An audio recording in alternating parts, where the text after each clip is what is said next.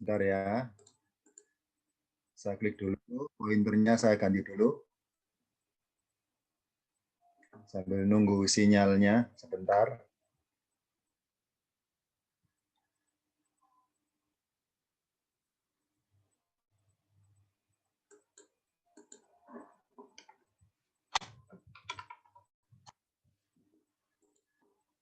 Sebentar, ada kendala di file saya.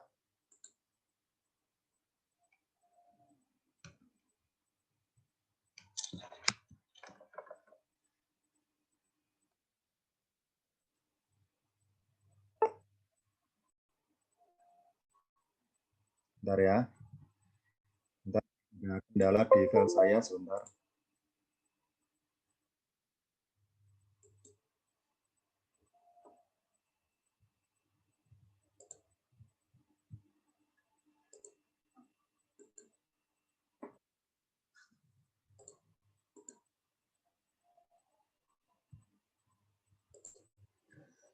Kita mulai sekarang. Assalamualaikum warahmatullahi wabarakatuh. Pada pertemuan malam hari ini akan kita mempelajari pelajaran ngaji Ulumul Quran, yakni mengenal perbedaan pemakaian lafadz yang bentuk kata benda atau isim dan pemakaian lafadz yang bentuk kata kerja atau fiil. Sebagai contohnya, pertama kita buka dulu perbandingan dua ayat di dua surat yang berbeda. Tepatnya akan saya bukakan, yakni surat Al-A'raf ayat 62 dan Al-A'raf ayat 68. Saya baca dulu lafadz kalimatnya. Uballighukum risalati Rabbi wa ansahu lakum wa a'lamu minallahi ma la ta'lamuna. Ayat bawahnya, uballighukum risalati Rabbi wa ana lakum nasihun amin. Sekarang arti perkalimatnya. Yang di Al-A'raf 62, saya artikan perkalimatnya. Uballighukum, aku menyampaikan pada kalian risalati Robbi, ajaran-ajaran Tuhanku. Wa ansahu, dan aku menasihati lakum bagi kalian. Wa a'lamu, dan aku mengetahui minallahi, dari Allah, mala ta'lamuna, apa yang kalian tidak ketahui. Ini adalah ucapan Nabi Nuh alaihissalam. Beliau berucap kepada kaumnya. Jadi ini ucapan Nuh yang arahnya kepada kaumnya. Nuh mengatakan bahwa pakai lafadz ansoku, dan aku menasehati lakum untuk kalian. Ubaligukum, aku menyampaikan kepada kalian risalati Robbi, ajaran-ajarannya Tuhanku. Wa ansohu, dan aku menasihati lakum bagi kalian. Wa a'lamu, dan aku mengetahui minallahi, dari Allah, mala ta'lamuna, apa yang kalian tidak ketahui. Ya. Sedangkan yang ayat 68 Al-A'raf juga sama, satu surat. Lafaznya beda dikit. Ubaligukum, aku menyampaikan pada kalian risalati Rabbi, yakni ajaran-ajarannya Tuhanku. Wa ana, dan aku bagi kalian nasihun aminun, penasehat yang dapat dipercaya. Yang bawah ini adalah ucapan Nabi Hud alaihissalam kepada kaumnya. Ketika Nabi Nuh berkata pengertian nasihat pakai fiil, pakai kata kerja, berbunyi ansohu wa ansohu lakum, wahai kaumku, aku menasehati bagi kalian, aku menasehati untuk kalian. Sedangkan Nabi Hud ketika kepada kaumnya, ketika berkata masalah nasihat, tidak pakai kata kerja, tapi pakai kata benda atau isim, berbunyi penasehat karena tanwin. Wa ana, jadi gini urutannya, wa ana, dan aku nasihun aminun lakum, dan aku nasihun aminun lakum, aku penasihat yang dapat dipercaya lakum bagi kalian. Akan kita ungkap kenapa kedua nabi ini ketika berkata tentang nasihat berbeda redaksi kalimatnya. Kalau Nabi Nuh pakai kata-kata ansoh, artinya menasehati, sedangkan Nabi Hud pakai kata-kata nasihun, yang artinya penasehat. Lafadznya sama, berawalan ubaligukum risalati robbi. Sama. Ubaligukum risalati robbi. Nabi Nuh menyambung wa ansohu. Kalau Nabi Hud, ubaligukum risalati robbi. Menyambung dengan kata wa analakum nasihun. Pakai kata nasihun. Pertama kita ungkap dulu kenapa Nabi Nuh berkatanya pakai fiil kata kerja yang berbunyi ansohu. Kok tidak dua-duanya nasihun atau tidak dua-duanya ansohu. Pertama kita buka dulu tentang Nabi Nuh alaihissalam dalam ayatnya. Kita buka. Untuk mengungkap kenapa Nabi Nuh berkatanya pakai ansohu itu dimulai mendeteksinya dari Al-A'raf 59. Saya baca per kalimatnya. Laqad arsalna, sungguh benar-benar kami telah mengutus Nuhan, yakni Nuh. Kami telah mengutus Nuh ila qaumihi, kepada kaumnya. Faqala, maka dia berkata, ya qaumi, wahai kaumku. Kalau saya baca perkata ya, alifnya doma. Ubudullaha, ubudu Allah. Sembahlah oleh kalian, yakni Allah, sembahlah Allah. Malakum, tidaklah bagi kalian, tiadalah bagi kalian min ilahin, dari sosok Tuhan pun, goiruhu, selain dia. Ini sesungguhnya aku, akhofu alaikum, aku merasa takut atas kalian. Aku merasa khawatir atas kalian. Adaba yaumin adimin, siksa hari yang besar atau siksa hari yang berat. Berikutnya, qolal mala'u, berkatalah para pemuka atau tokoh-tokoh kepala sukunya. Qolal mala'u, berkatalah para pemuka min qaumihi, dari kaumnya. Inna, sesungguhnya kami, wahai Nuh, lanaroka, sungguh kami melihatmu, fi dolalin mubinin, di dalam kesesatan yang nyata. Qala, dia berkata, ini Nabi Nuh membalas ucapannya. Ya kaumi, wahai kaumku, laisabi dolalatun, bukanlah bagiku suatu kesesatan. Walakinni, akan tetapi aku, rasulun, seorang rasul, min Rabbil alamina, dari Tuhan semesta alam. Ada beberapa kata saya garis bawahi. Yang pertama Nuhan, ini adalah bermula dari ucapan Nuh kepada kaumnya dalam kisahnya. Nuh. Nah, Nuh mengaku sebagai rasulun. Wahai kaumku, sesungguhnya aku seorang rasul. Nuh mengaku sebagai rasulun. Tapi kaumnya menganggap Nuh itu dalam kondisi fidolalin mubinin. Kaumnya bilang, inna, sungguhnya kami, wahai Nuh, lanaroka, sungguh kami itu melihatmu di dalam kesesatan yang nyata. Nuh menyangkal bahwa diriku tidak ada ajaran sesat, bahwa yang aku bawa ini bukan kesesatan. Ini adalah suatu ajaran dari Tuhan semesta alam. Jadi di satu sisi Nabi Nuh mengaku sebagai seorang rasul, tapi di sisi yang lain kaumnya menuduh bahwa Nuh itu bukan rasul, tapi ajarannya suatu kesesatan. Ya, ini kata kunci ini, 4 ini. Nuhun, dolalin, dolalatun, rasulun. Kita buka catatan berikutnya.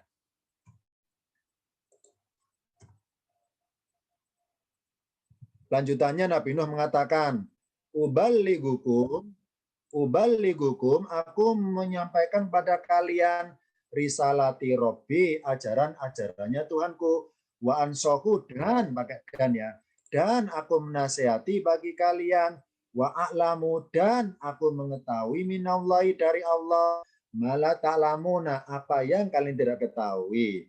Jadi dari garis bawah yang banyak ini, kata kuncinya adalah lafadz wa, yang artinya dan. Oh, berarti Nabi Nuh ini ketika berkata uballighukum, itu dalam perkataannya beliau 3 kali kata kerja beliau ucapkan, 3 kali fiil. Yang pertama berkata uballighukum, aku menyampaikan kepada kalian. Yang kedua wa ansahulakum, dan aku menasihati bagi kalian. Berikutnya kata Nabi Nuh, wa alamu, dan aku mengetahui dari Allah, apa yang kalian tidak ketahui.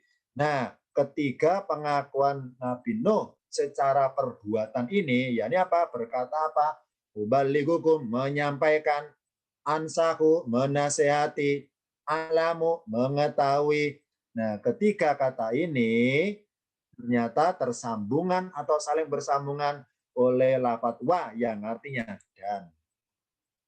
Maka kesimpulan dari tentang Nabi Nuh adalah kesimpulannya kaumnya Nabi Nuh berkata lana roka fi dolalin mubinin. Wahai Nuh, kami itu melihat kamu, melihat engkau dalam kesesatan yang nyata.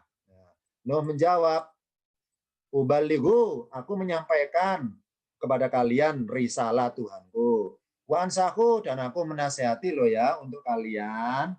Aku khawatir kalian nanti dapat adab yang besar. Wa alamu, dan aku mengetahui dari Allah apa yang tidak kalian ketahui akibat perbuatan kalian itu. Jadi di satu sisi Nabi Nuh dianggap sesat kata kaumnya, dolalin mubinin. Nah, definisi sesat menurut kaumnya adalah kesesatan itu sesuatu yang salah yang diyakini oleh hati atau perasaan. Alias mereka anggap hatinya Nabi itu berbuat sesat. Jadi lafadz ansohu, kenapa pakai ansohu, kok nggak pakai nasihun? Jawabannya adalah Nabi Nuh berkata pakai ansohu itu bermaksud sambungan antar tiga fiil, antar tiga perbuatan. Abaligu, aku menyampaikan. Ansohu, aku menasehati. A'lamu, aku mengetahui. Karena ketiga kata kerja ini pelakunya aku, yakni Nuh sendiri. Ubaligu, aku menyampaikan ajaran Tuhanku kepada kalian. Wa ansahu, dan aku menasehati untuk kalian. Wa amu, dan aku mengetahui apa yang tidak kalian ketahui karena aku dikasih informasi dari Allah tentang sesuatu yang terjadi kalau kalian berbuat seperti itu. Ini intinya. Jadi kenapa Nabi Nuh ketika berucap pakai ansohu, pakai kata kerja atau fiil ansohu, kok nggak pakai nasihun? Jawabannya adalah karena lafadz sebelumnya dan setelahnya ucapannya berupa kata kerja atau fiil. Nah, berarti ketiga fiil ini, ketiga kata kerja ini semuanya bersambungan oleh huruf wa yang artinya dan. Ini tentang Nabi Nuh. Kenapa berucap pakai lafaz ansohu? Supaya menyamakan redaksi kalimat. Sebelumnya pakai fiil ubaligu, kata kerja ubaligu. Setelahnya pakai a'lamu juga kata kerja. Maka tengah-tengahnya pakai kata berjenis kata kerja juga. Nah, sekarang kita buka tentang Nabi Hud dalam ayatnya. Ini maaf barangkali ayatnya tidak beraturan, saya urut dari wa'ila, pojok kiri atas. Wa'ila adin, dan kepada Ad, kaum Ad, akhahum hudan, saudara mereka yang bernama Hud. Jadi Allah ngirim ke kaum namanya kaum Ad, yang nabi mereka adalah saudara mereka sendiri, yakni bernama Hud, Nabi Hud. Qala, dia berkata, dia siapa? Hud, Nabi Hud berkata kepada kaum Ad, kaumnya itu, ya kaumi, wahai kaumku, kalau berkata ya, ubudullah, sembahlah oleh kalian, sembahlah Allah, malakum, tidaklah bagi kalian, arti bebasnya tiadalah bagi kalian, min ilahin, dari sosok Tuhan pun, goiruhu, selain dia. Afala tatakuna, maka apakah kalian tidak merasa takut? Ingat bahwa kata tatakuna kalau konotasi kepada orang beriman, tatakuna artinya kalian bertakwa.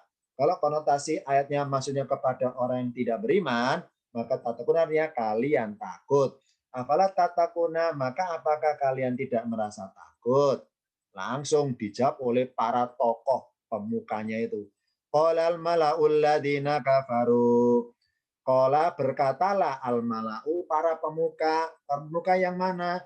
Alladzina kafaru, para pemuka yang kafir-kafir itu. Min qomi, dari kaumnya. Berkata ini, membalas ucapan Hud. Inna, sungguhnya kami, wahai Hud, lana roka, sungguh kami melihatmu. Fi safahatin, di dalam keadaan kurang akal. Maaf ya, kasarnya kurang waras arti asli itu. Kurang waras. Di Indonesia arti halus kurang akal, kurang waras.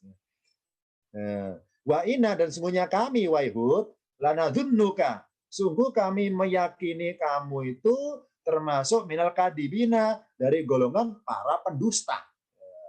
Para pendusta. Langsung Nabi Hud itu membalas. Qala, dia berkata, ya qaumi, wahai kaumku, laisa bi safahatun. Bukanlah bagiku itu suatu kekurangan akal atau kurang waras. Intinya aku nggak kurang waras.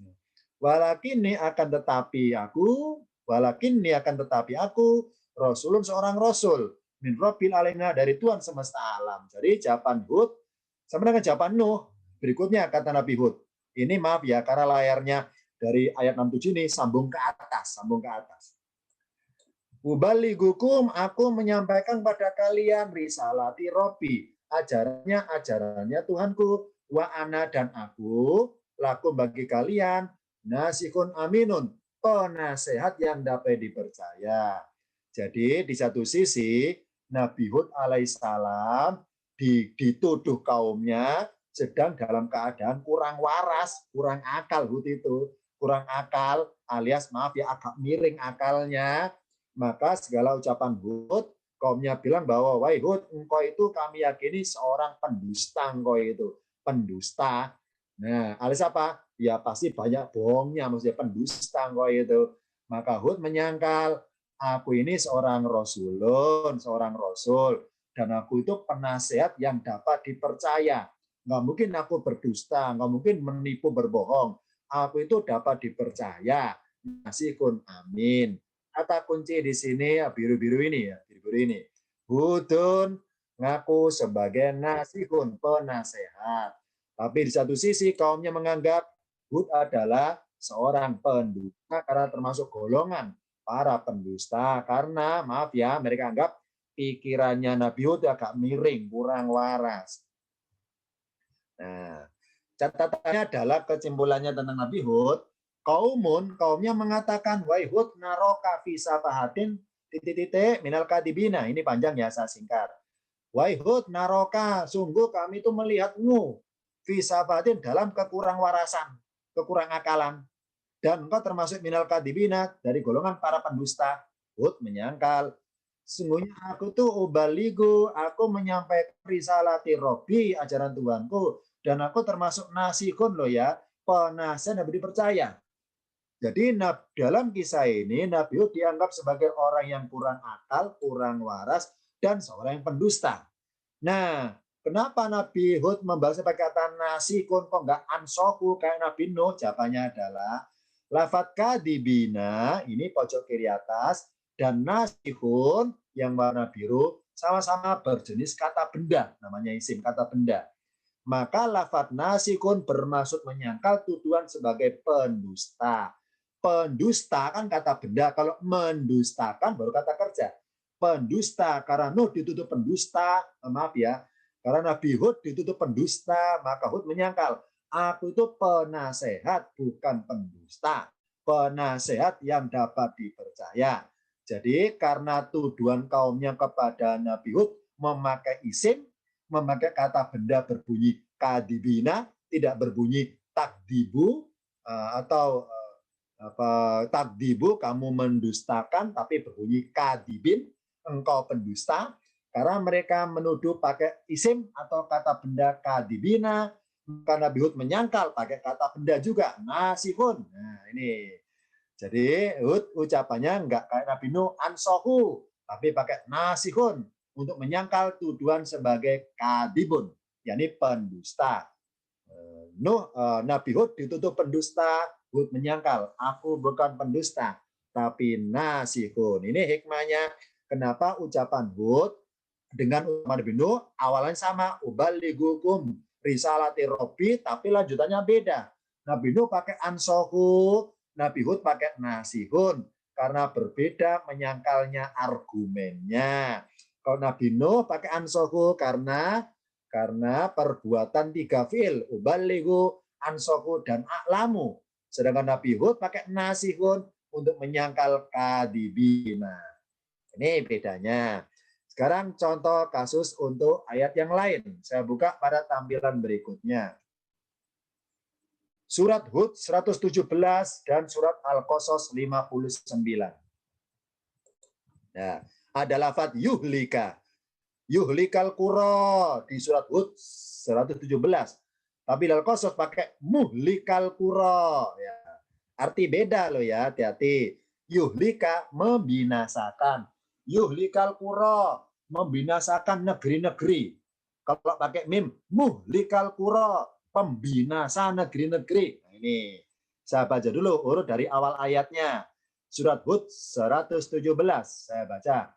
Wa makana dan tidaklah, ini tidaklah loh ya, bukan apa yang, tidaklah. Wa makana dan tidaklah adalah Robuka Tuhanmu liyuhlikal qura membinasakan negeri-negeri. Li di sini tertulis tapi enggak diartikan sebagai ciri bahwa ma artinya tidaklah.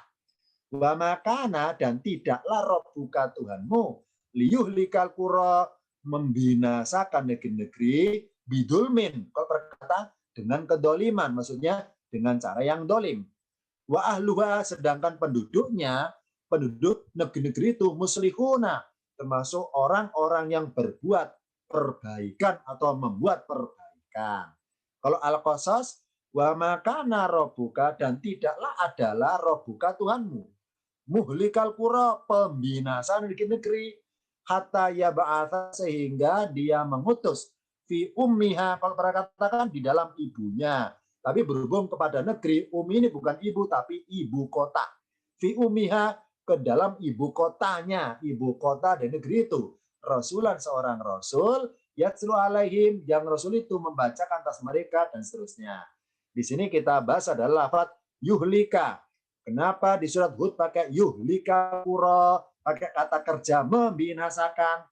Kalau Al-Qasas pakai muhlikal qura, pakai kata benda pembinasa negeri-negeri. Kita ungkap kenapa Allah bedakan ayatnya yuhlikal qura dengan muhlikal qura.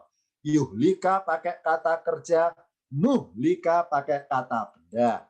Kita ungkap dulu yang ayat atas, surat Hud 117. Untuk mengungkap kenapa Nabi Hud pakai yuhlika, itu dimulai lengkap ayatnya dari ayat 116. Nah, walau falaula kana minal quruni. Masih ingat? Pernah kita bahas catatan dari saya dalam kajian umum tentang lafaz laula ya, laula. Laula terdiri dua kata, lau ditambah la. Arti perkata lo ya, lau artinya jikalau, la artinya tidak, jikalau tidak. Itu kalau perkata. Tapi kalau lau dengan la itu bertemu bertemu dalam satu kalimat, maka laula bukan artinya jikalau tidak, tapi mengapa tidak. Nah ini, mengapa tidak. Ini silakan lihat di YouTube-nya file tentang laula, ada kajiannya. Falaula kana minal quruni. Ini kalau mengapa tidak ada ya laukana, laula kana, falaula kana, maka mengapa tidak ada minal quruni dari generasi-generasi. Ini dari kornun, zamannya kurunun. Dari berbagai generasi min qablikum dari sebelum kalian tidak ada apa seorang atau orang-orang ulu baqiyatin. Arti perkata loh istilahnya, orang-orang yang dalam kondisi baqiyatin, sisa-sisa gitu misalnya. Tapi di sini diartikan bebas ulu baqiyatin, orang-orang yang berbuat baik, yang alim soleh, yang hauna, yang mereka mengasih tahu sesamanya, mencegah atau melarang anil fasadi fil ardi, atas perbuatan kerusakan di dalam bumi. Illa melainkan qalilan, sedikit minman dari yang anjaina minhum, yang kami selamatkan dari mereka. Ini maksudnya. Jadi Allah nyindir manusia. Wahai manusia seluruh bumi, apakah enggak ada dari banyak generasi berbagai lintasan zaman itu yang generasinya ada kategori orang-orang yang baik, yang saling mengingatkan sesamanya supaya tidak membuat kerusakan. Apakah enggak ada? Meskipun dikit aja, apa enggak ada sih sedikit orang? Masa semua orang harus buat kerusakan? Apakah ada dari kalian sedikit saja orang kelompok? Kalau ada, misalnya kami selamatkan mereka itu. Ini Karena ketika ada suatu generasi, entah zamannya kapanpun namanya, membuat fasadi kerusakan dalam bumi, maka Allah kasih hukuman. Hukuman mereka. Hukuman bagi mereka. Tapi kalau di antara mereka ada yang kategori ulu baqiyatin, atau orang yang baik-baik di negeri itu, maka anjaina, kami selamatkan mereka dari hukuman yang menimpa negeri tersebut. Nah, ini ada kuruni. Apa kuruni? Ini artinya lintas generasi. Anjaina apa anjaina? Kami selamatkan. Apa yuhlika? Yakni membinasakan. Berikutnya al-qura, negeri-negeri, bidulmin dengan kedoliman, muslihuna orang-orang berbuat perbaikan. Apa kata kuncinya? Lafaz dulmin dan muslihuna. Maksudnya bahwa Allah itu ketika berbuat membinasakan negeri-negeri di lintas kuruni, di lintas generasi, oh berarti berbagai zaman-zaman yang lalu pernah kejadian Allah musnahkan suatu kaum, Allah binasakan negeri-negeri di zaman-zaman terdahulu. Kenapa? Karena di dalamnya tidak ada orang-orang solihun, nggak ada orang-orang yang soleh, ya dimusnahkan semuanya.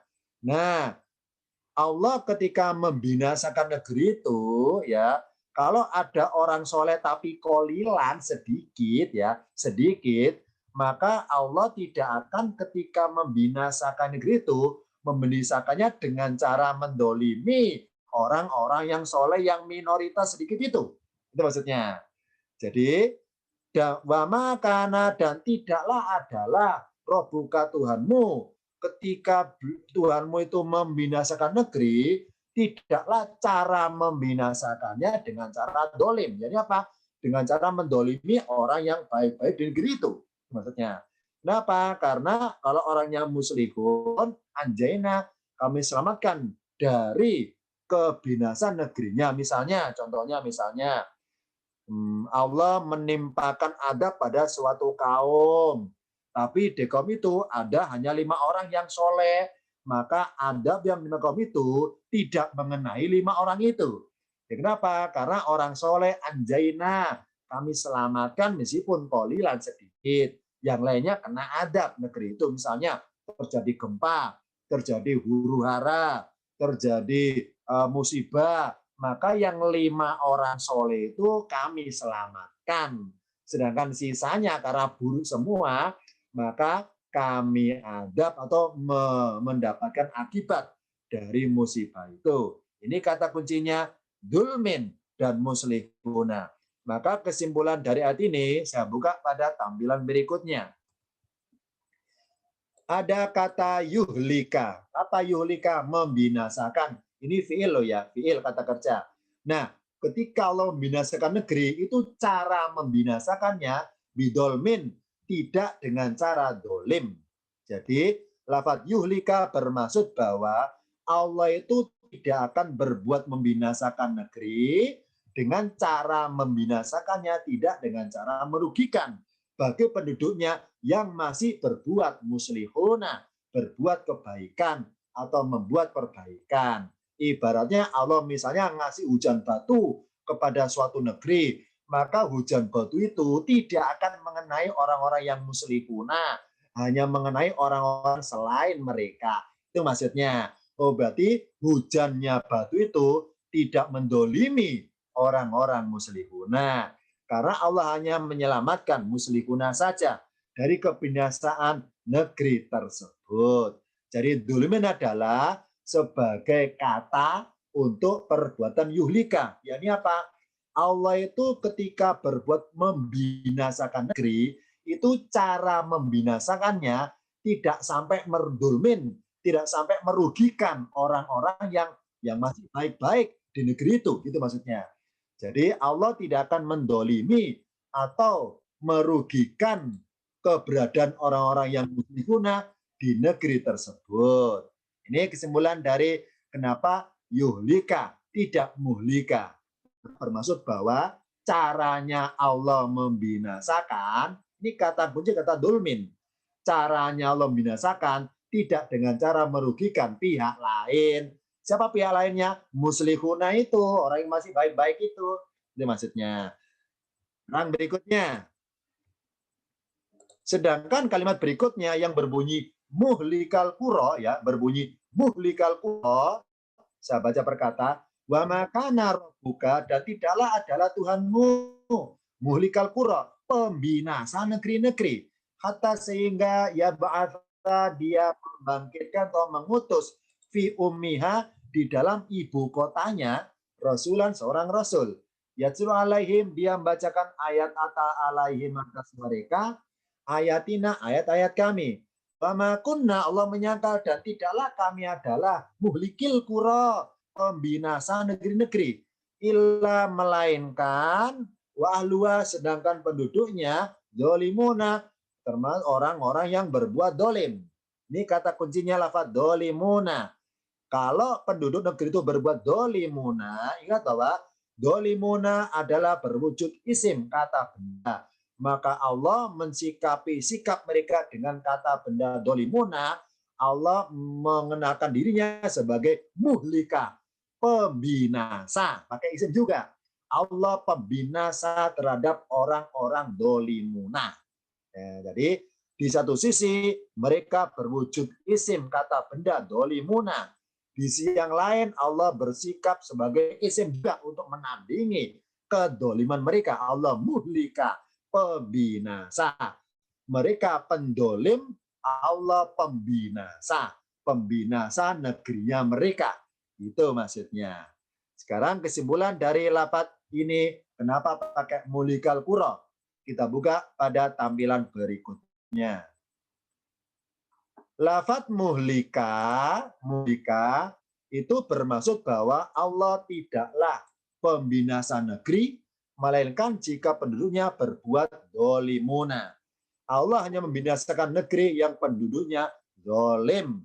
Kalau penduduknya ada yang muslihuna, masih ada yang baik, maka kalau Allah membinasakan negeri, nggak akan mengenai yang baik-baik itu. Jadi kata kunci kenapa pakai muhlika di ayat ini, karena akan ada kata dolimuna. Ya, ini apa? Ahluha dolimuna. Karena penduduk negerinya itu berwujud isim, benda, dolimuna, orangnya, maka Allah mensikapi mereka dengan wujud benda orang itu. Allah memposisikan dirinya sebagai isim juga, muhlika, pembinasa. Ini hikmahnya kenapa muhlika, karena maksud menandingi tentang status dolimuna yang mereka perbuat tersebut. Sekarang contoh kasus ayat yang lain. Al-insyiqaq dan al-buruj. Ada kata yang mirip lafadznya tapi beda kiranya.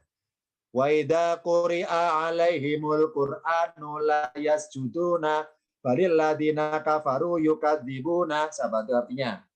Wa idza, dan apabila quri'a dibacakan alaihim atas mereka al-Qur'anu Al-Qur'an la yasjuduna, mereka tidak bersujud. Bal, tetapi bahkan aladina kafaru, orang-orang yang kafir itu yukadzibuna, mereka mendustakan Al-Quran yang dibacakan kepada mereka itu. Itu maksudnya. Kalau Al-Buruj, hal ataka hadithul junudi, hal ataka, adakah, kalau berkata lo ya, apakah ada, arti aslinya, adakah telah datang kepadamu hadithu, cerita atau kisah al-junudi, ini kata jundun, tentara-tentara, tentara-tentaranya Fir'aun, wa Samuda, dan Samud, balilladina kafaru, tapi bahkan orang-orang yang kafir itu fitakdibin, di dalam pendustaan, sikap mendustakan dinamakan pendustaan. Allah bedakan di sini, ada balilladina kafaru tapi yakdibuna. Di surah Al-Buruj, balilladina kafaru tapi fitakdibin. Kan kita ungkap, kenapa yang al-insyiqaq pakai yakdibuna, orang kafir mendustakan? Kenapa Al-Buruj pakai kata-kata orang kafir di dalam pendustaan? Nah, kenapa Allah bedakan yakdibuna sama takdibin di kedua ayat ini? Kita baca dulu ya, surat Al-Insyiqaq ayat 22 untuk mengungkap kenapa pakai yakdibuna tidak pakai takdibuna. Atau kenapa dua-duanya nggak pakai yang dibunuh saja dua-duanya? Atau takdibin saja dua-duanya? Kenapa Allah bedakan? Kita buka dulu jawabannya untuk ayat Insyikok 22. Untuk mengungkap Insyikok ayat 22 itu dimulai dari awal surat. Insyikok, itu insyakot, itu sama unsakot. Arti aslinya jika langit pecah.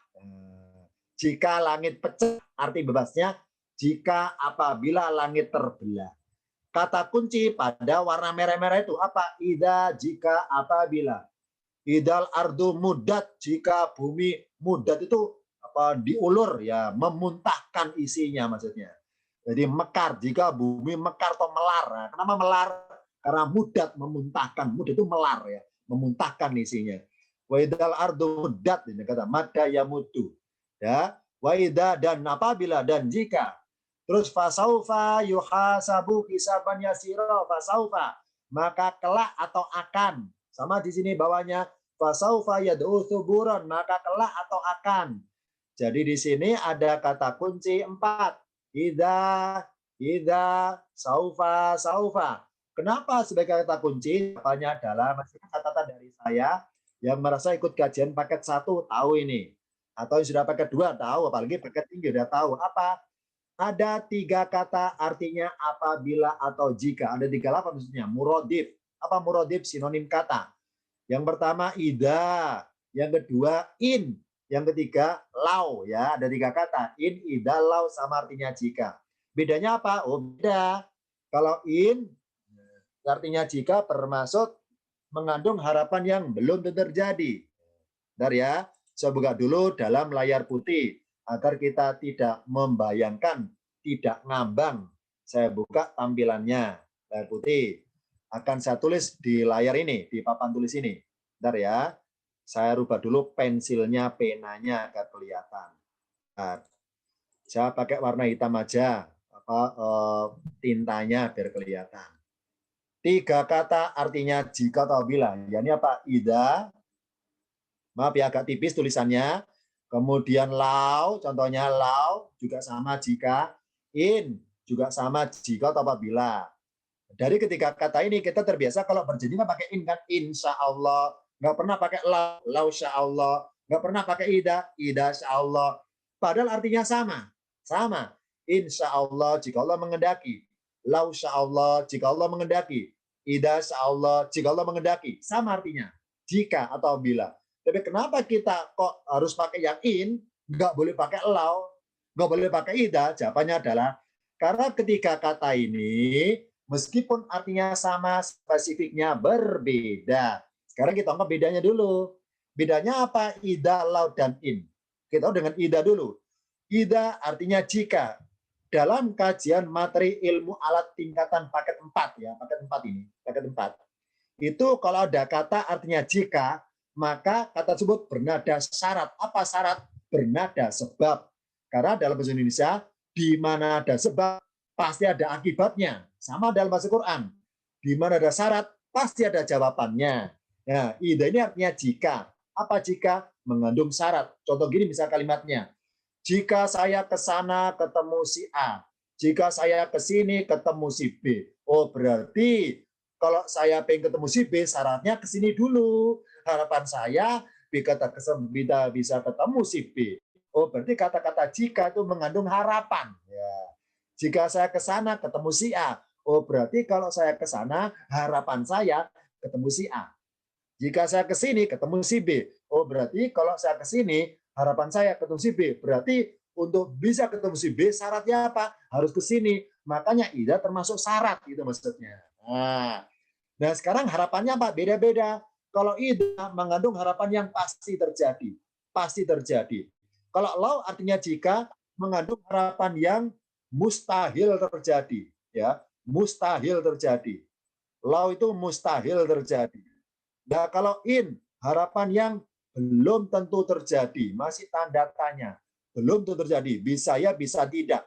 Makanya pas berjanji, nggak boleh pakai ida. Kenapa? Misalnya, besok ke rumah saya. Oh ya Bu, ya ida Allah. Ya ida Allah. Nggak boleh pakai ida. Kenapa? Ida itu mengandung harapan yang pasti.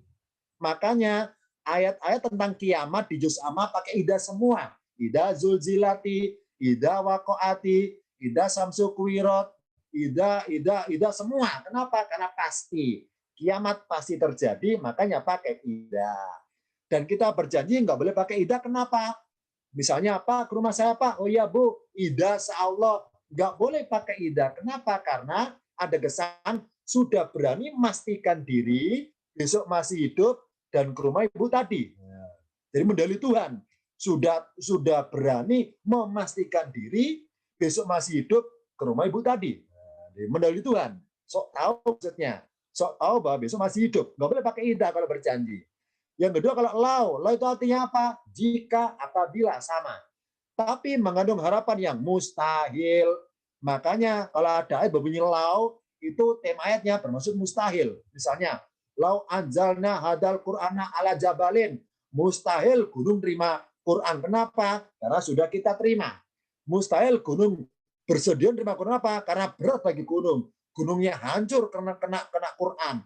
Gunung merasa berat kena Quran. Mustahil bersedia. Makanya pakai lau. Nah, sama kalau berjanji, Pak, besok ke rumah saya. Oh iya, Bu, lau sya'allah. Lau sya'allah. Nggak boleh pakai lau. Kenapa? Karena ada kesan mustahil. Jadi gini, kesannya meremehkan Tuhan. Mustahil Allah mampu menghendaki saya ke rumah ibu. Namanya meremehkan Tuhan. Nah, nggak boleh lau kan? Apa lau itu? Mengandung isyarat mustahil. Nah, jadi kalau berjanji lau sya'allah nggak boleh. Ada kesan bahwa mustahil Allah mampu menghendaki saya ke rumah ibu. Berarti meremehkan Tuhan. Makanya berjanji pakai in, masih tanda tanya. Bisa iya, bisa tidak, bisa jadi, bisa enggak. Terserah Allah itu. Ya, in-nya di sini. Ini pakai in. Ternyata ayat tadi pakai ida. Apa ida? Harus tentang kiamat. Mengandung kepastian. Ya. Nah, ida sama unsakot apabila langit terbelah. Kapan? Nanti. Itulah pentingnya keimanan. Apa iman itu? Yakin nggak akan kejadian nanti bahwa langit terbelah? Yang kedua, yakin nggak? Sapa saufa? Saufa itu akan sama dengan sa. Bedanya kalau sa itu artinya akan bermaksud dalam waktu dekat. Kalau saufa artinya akan bermaksud kelak di akhir waktu. Maka di sini dia akan kelak. Fasaufa maka kelak nanti di akhirat. Fasaufa maka nanti di akhirat. Jadi surat Insyikok ini awal-awal surat menggambarkan kejadian akan datang. Kejadian langit pecah, kejadian bumi memuntahkan isinya, kejadian kelak nanti ada timbang-timbangan di akhirat, audit amalan. Ini kata kuncinya.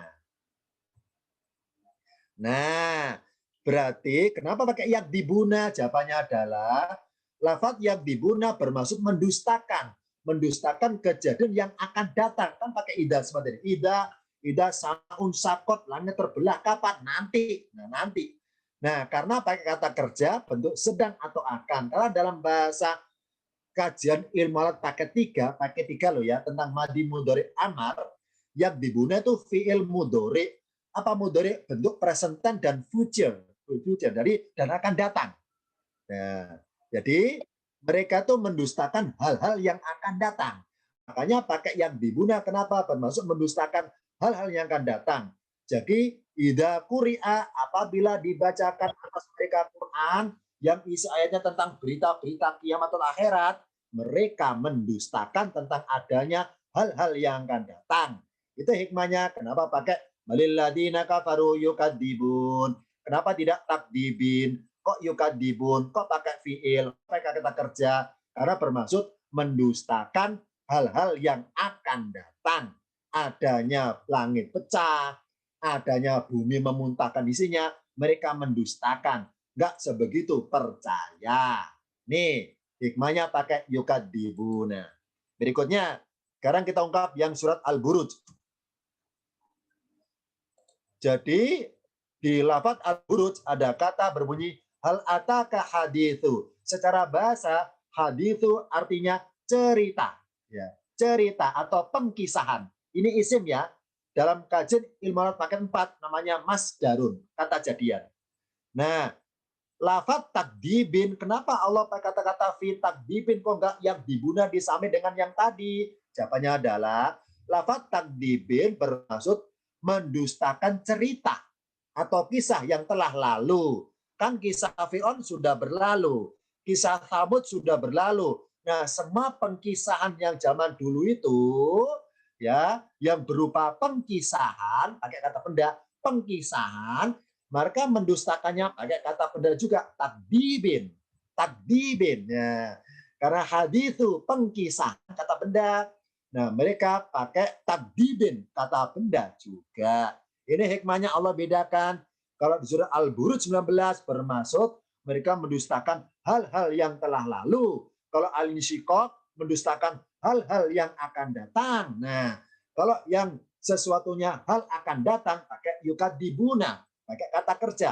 Tapi kalau mendustakan hal-hal yang sudah diceritakan berupa dibukukan atau pengkisahan atau penceritaan, maka mereka dalam sikap pendustaan, disamakan sama-sama kata benda. Ini hikmahnya Allah bedakan. Di surat Al-Insyiqaq pakai yukadibuna, di sini fitabdibin, menyesuaikan. Hadis itu pengkisahan, takdibin pendustaan. Satu lagi terakhir. Surat Al-Anfal ayat 33. Ini maaf ya, sebetulnya banyak sekali contohnya. Banyak. Ini sambil ayat-ayat pilihan. Banyak contohnya. Ini kalau saya ungkap semua dalam Quran 30 juz, wah kita ini bubarnya subuh ya. Maaf ini lama subuh, nanti khawatir kelamaan.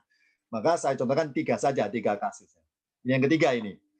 Saya baca arti berkata dulu. Wa'id qalu, dan ketika mereka berkata. Mereka siapa? Tengok ayatnya Al-Anfal. Ingat bahwa di mana surat turun, disitulah objek pembicaraannya.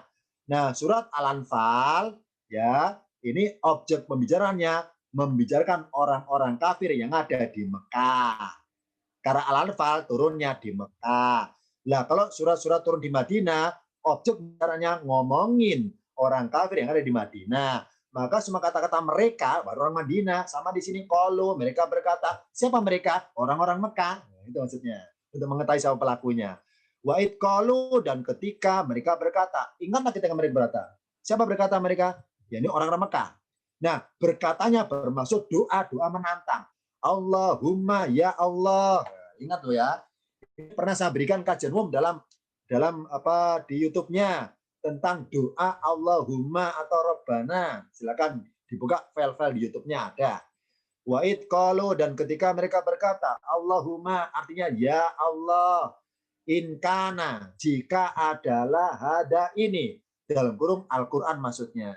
Inkana hada, jika adalah Al-Quran ini, huwa haqqa, dia benar. Ia benar min indika dari sisimu, fa'amtir, maka hujanilah alaina atas kami hijarotan, batu-batu minas samai, dari langit. Awi, ini tulisan awi, wawnya tanda wasolnya kasro, aslinya wawnya sukun. Au, atau. Oleh Allah dibaca wasol awi. Kenapa awi? Karena memudahkan intonasi bumi, namanya litarhim. Untuk memudahkan bumi, dalam bahasa litarhim namanya. Karena kalau berkata ini berbunyi i'tina. Alifnya kasro, i'tina. Nah, jatahnya bunyi i, Allah berikan wawu. Awi tina, gitu. Awi tina. Aslinya au i'tina. Awi tina, atau datangkan kepada kami ada bin alimin, siksa yang pedih. Jadi intinya adalah Rasul, ketika Rasul bilang pada mereka, wahai orang kafir Mekah, ini saya bawa firman Tuhan, Al-Quran. Ini murni dari Tuhan ini, dari Allah yang murni ini.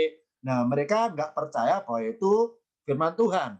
Mereka nuduh bahwa itu adalah syair-syair karangan Muhammad dan sebagainya.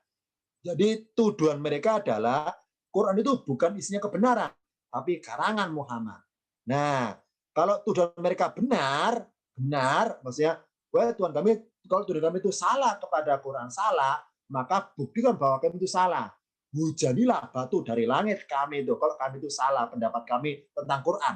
Itu intinya. Jadi mereka di satu sisi berdoa, tapi bukan doa memohon ini, doa bernada menantang. Jadi bukan bersikap taduran wa khufyatan, tapi menantang. Allahumma ya Allah in kana hada, jika adalah Al-Quran ini huwal haqqa, ialah benar, min indika dari sisimu, bukan karena Muhammad. Anggapan kami itu karena Muhammad. Fa'amtir alaina, maka hujanilah atas kami batu minasami dari langit. Awit tina atau datangkanlah pada kami biadabin alimin, siksa yang pedih. Langsung turunlah Jibril ngabari Rasul. Ngabari gini, wahai Muhammad, wa makanallahu. Jadi sebelum Rasul merespon soal mereka nantang seperti itu, Jibril datang ngabari, wahai Muhammad, wa makanallahu liyadibahum. Tidaklah Allah adalah menyiksa mereka, mengadab orang Mekah itu. Wa anta, sedangkan engkau Muhammad, fihim, perkatakan di dalam mereka. Maksudnya apa? Masih berada di tengah-tengah mereka. Gini intinya. Jibril bilang, wahai Muhammad, mereka kan nantang Allah, minta dihujani batu dari langit. Allah nggak akan nurunkan hujan batu selama engkau masih berada di Mekah itu. Selama engkau masih berada di tengah-tengah mereka. Jadi intinya.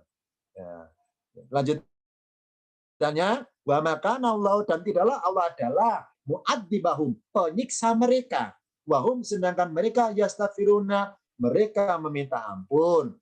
Ternyata dalam satu ayat, redaksi kalimatnya Allah pakai dua jenis kata.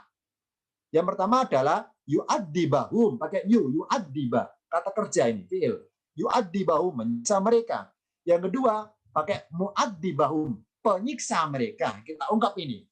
Tadi kita sebelumnya membandingkan antar dua ayat dari dua surat. Sekarang kita bandingkan. Dalam satu ayat ada dua kata yang berbeda lafadznya. Ini lebih unik ini. Karena ada satu ayat. Yu'adzibahum sama mu'adzibahum. Yu'adzibahum, menyiksa mereka. Mu'adzibahum, penyiksa mereka. Kata Jibril, Muhammad, wa makanallahu, dan tidaklah Allah adalah yu'adzibahum, menyiksa mereka. Wa anta fihim, sedangkan engkau masih berada di tengah-tengah mereka. Wa makanallahu, dan tidaklah Allah adalah mu'adzibahum, penyiksa mereka. Wa hum, sedangkan mereka yastaghfiruna, mereka meminta ampun. Kita ungkap. Kenapa oleh Allah yang pertama pakai fi'il kata kerja yu'adziba, yang kedua pakai isim mu'adziba atau kata benda. Kenapa enggak dua-duanya yu'adziba? Atau kenapa enggak dua-duanya mu'adziba? Kita buka tampilan berikutnya. Kata kuncinya pada lafaz anta fihim. Anta fihim.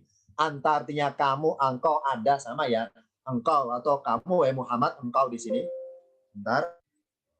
Engkau atau kamu boleh sama. Jadi anta fihim.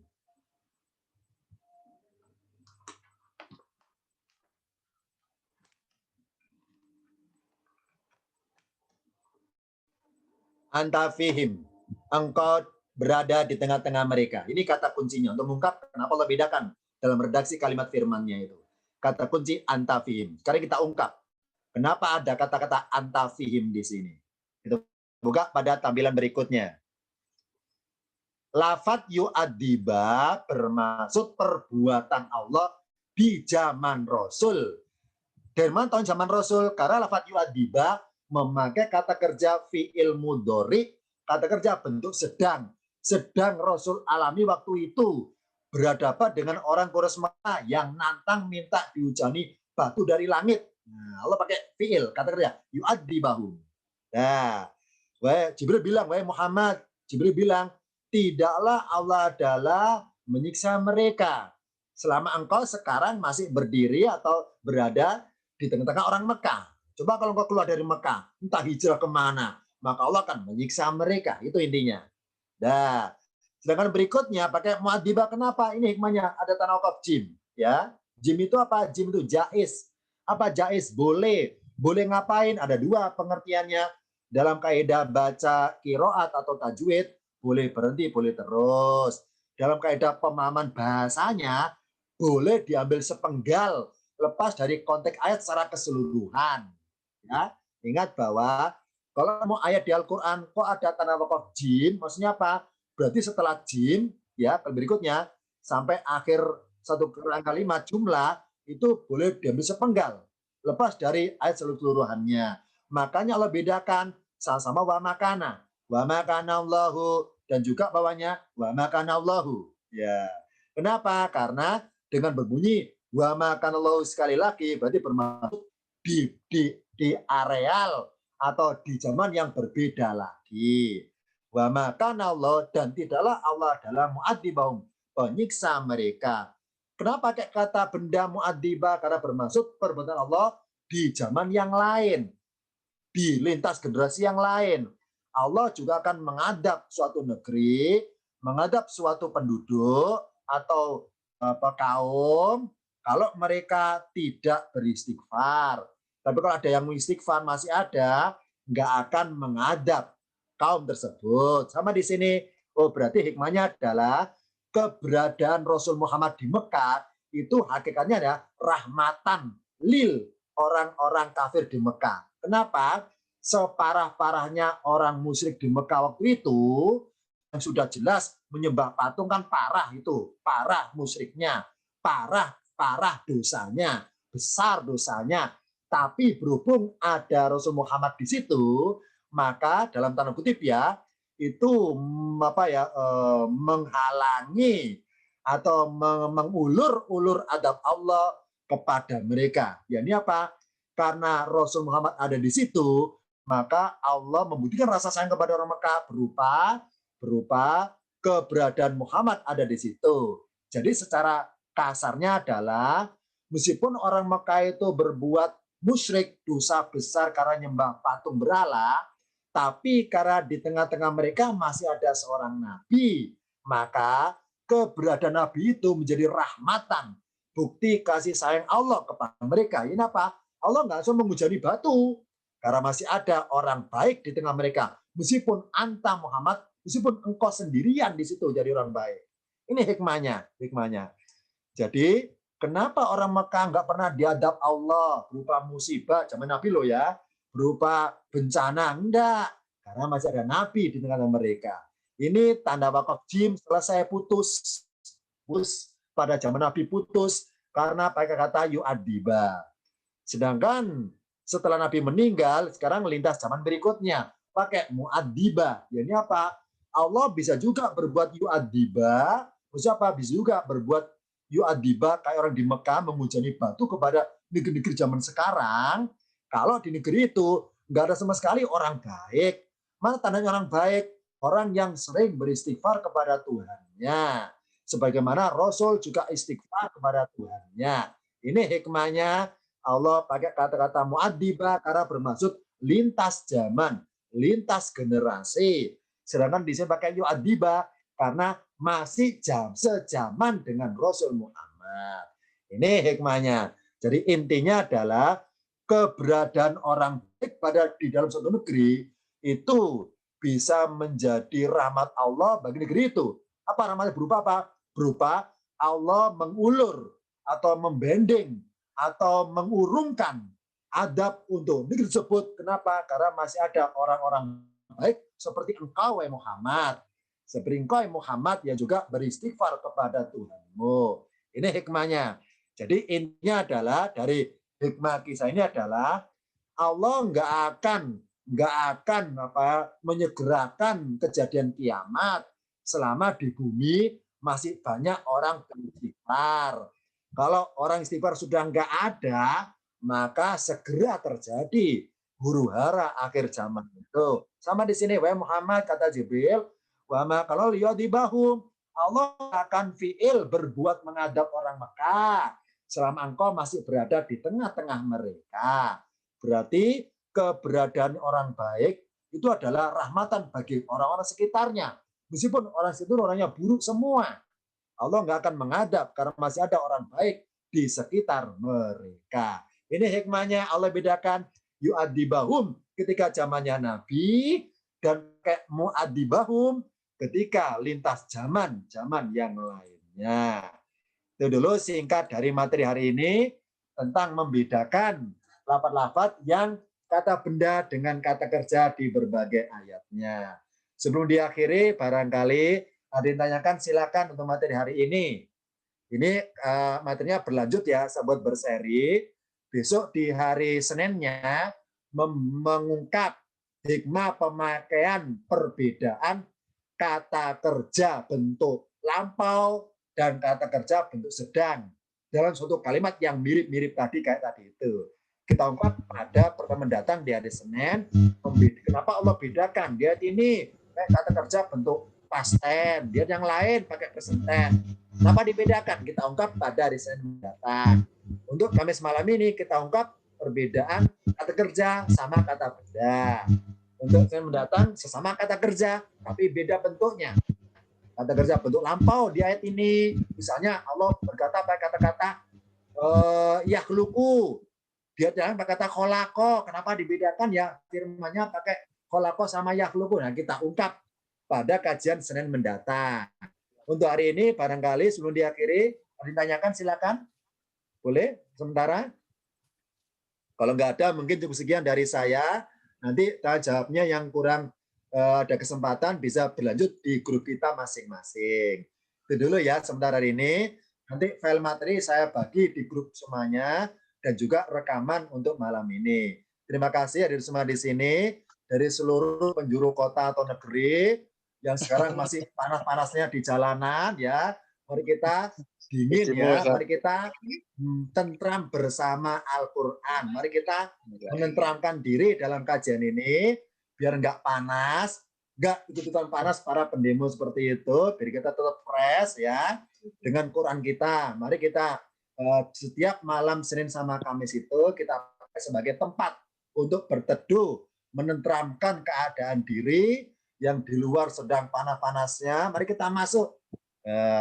Ibaratnya kita anggap kajian Senin Kamis ini sebagai ibarat goa di musim dingin, tempat untuk nyari kehangatan, dan ibarat payung di musim panas, tempat berteduh dari kegaduhan yang di luar sana itu. Jadi kita nggak ikutan emosi dan sebagainya. Intinya adalah mari kita itu semakin mengakrabkan diri kepada Al-Quran agar kita merasa tentram bersama Al-Quran, merasa nyaman di setiap kajian bermuatan ulumul Quran. Itu dulu sementara hari ini. Terima kasih semua di sini. Mohon maaf apabila berkenan. Akhirul kalam. Wassalamualaikum warahmatullahi wabarakatuh. Waalaikumsalam. Waalaikumsalam Ustaz, terima kasih.